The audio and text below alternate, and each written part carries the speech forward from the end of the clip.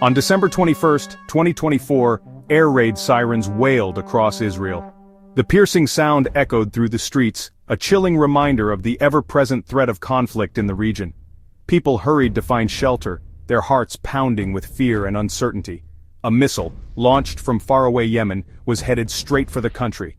The missile's trajectory was clear, and its destination was unmistakable. As it soared through the sky, the tension on the ground grew palpable. The people of Israel watched in horror as the missile approached, knowing that their lives could change in an instant. Israel's famous defense system, the Iron Dome, tried to stop it.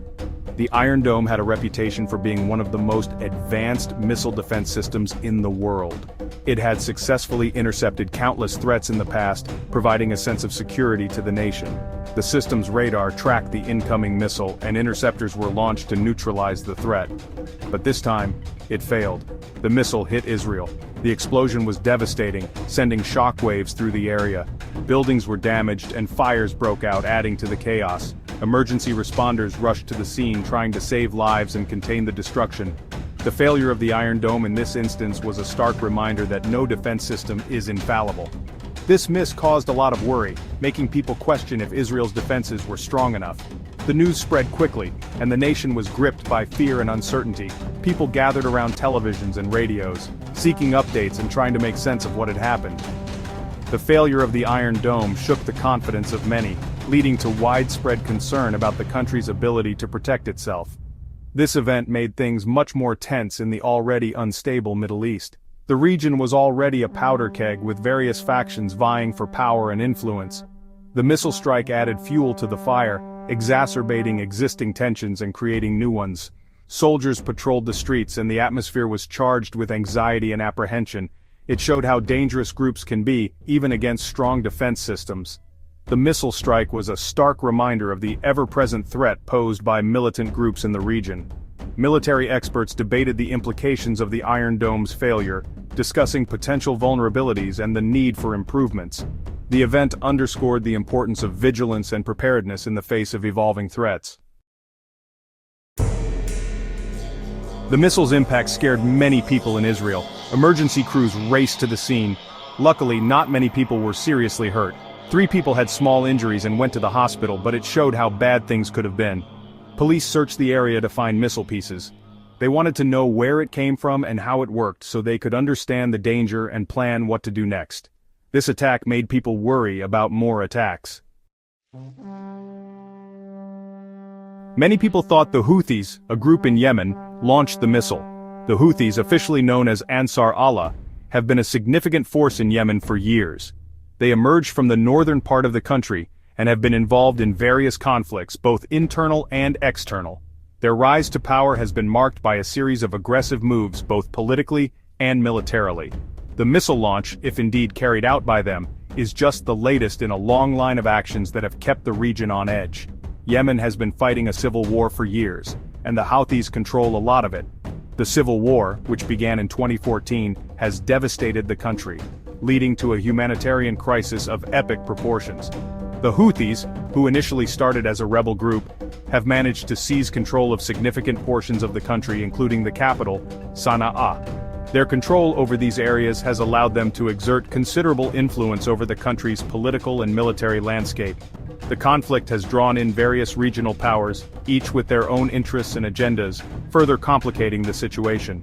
They've attacked Saudi Arabia, a rival of Yemen and a friend of Israel before. Saudi Arabia, leading a coalition of Arab states, has been involved in the conflict, supporting the Yemeni government against the Houthi rebels. The Houthis have launched numerous missile and drone attacks on Saudi territory, targeting key infrastructure and civilian areas. These attacks have escalated tensions between the two countries, leading to a cycle of retaliation and counter-retaliation. The involvement of Saudi Arabia has also brought in international players, including the United States, which has provided support to the Saudi-led coalition. The Houthis don't want other countries involved in Yemen.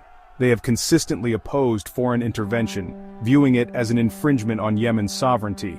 This stance has garnered them support from various factions within the country, who see the Houthis as defenders of Yemeni independence. However, their methods and alliances have also drawn criticism, both domestically and internationally. The Houthis have been accused of human rights abuses and have faced sanctions from the United Nations. Despite this, they remain a formidable force in the ongoing conflict. They see Israel as part of the West and don't like them.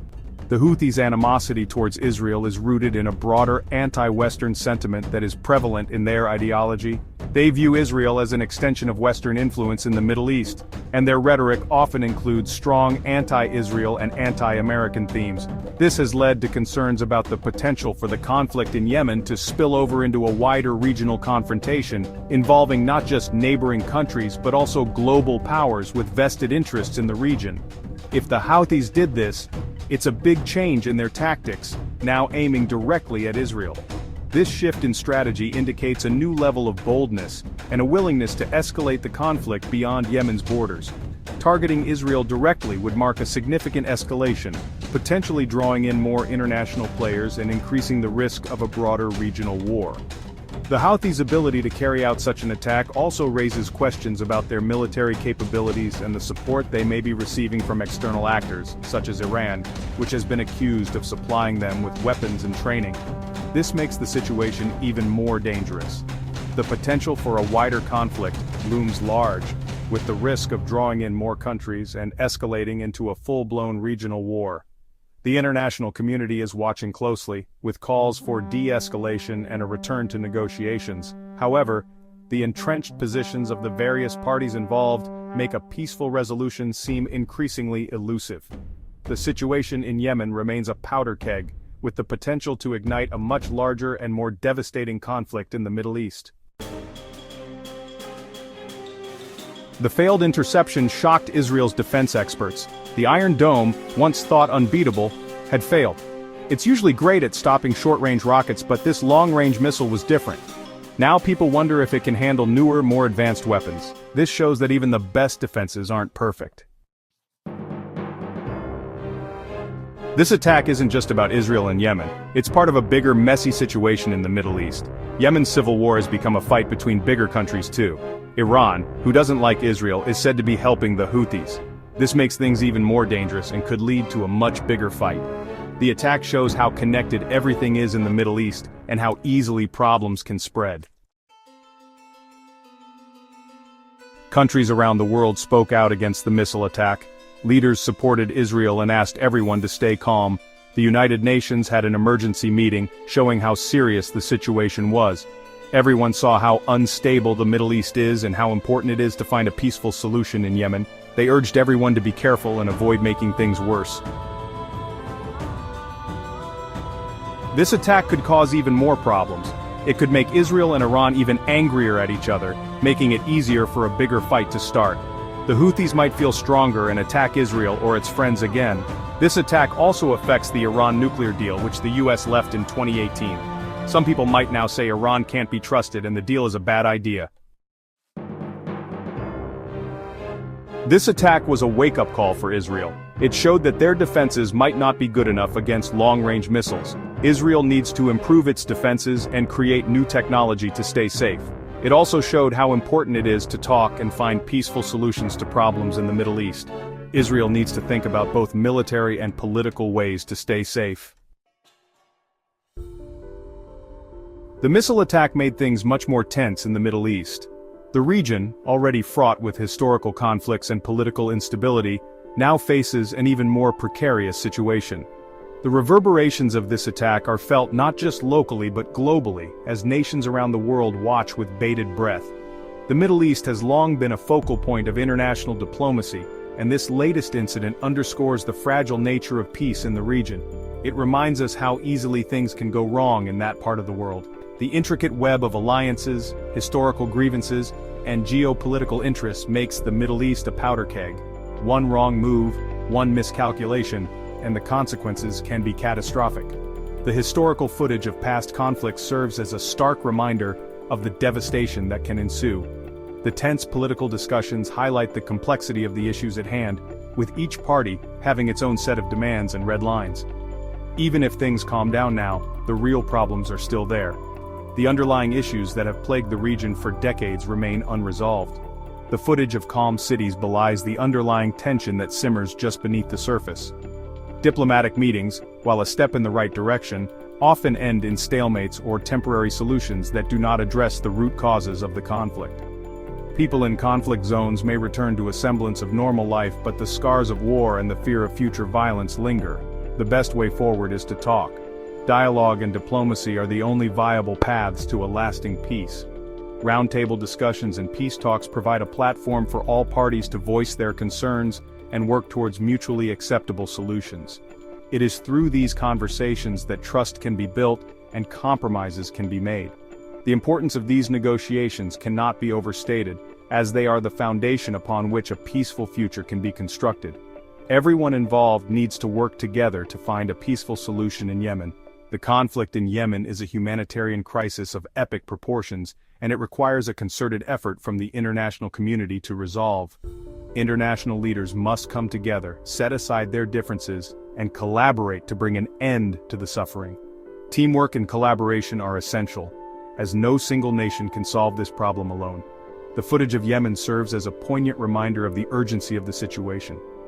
Other countries need to help by encouraging these talks and helping people in Yemen who are suffering. Humanitarian aid is crucial in alleviating the immediate suffering of the Yemeni people, but it is not enough. Diplomatic support meetings and international aid efforts must go hand in hand with peace talks. Countries around the world have a moral obligation to support these efforts, both financially and politically. By doing so, they can help create an environment conducive to lasting peace. This attack shows how important peace is in the Middle East. The symbols of peace and the footage of peaceful protests serve as a powerful reminder of what is at stake. The sight of children playing in the streets free from the fear of violence is a vision that should inspire us all to work towards a peaceful future. The attack is a stark reminder of the fragility of peace and the importance of safeguarding it. Talking, not fighting, is the only way to make a better future. The vision of a peaceful future in the Middle East can only be realized through dialogue and cooperation. Diplomatic negotiations, people talking and shaking hands, these are the images that should define the region. It is through these efforts that a better future can be built, one where the people of the Middle East can live in peace and prosperity. The path to this future is not easy, but it is the only way forward.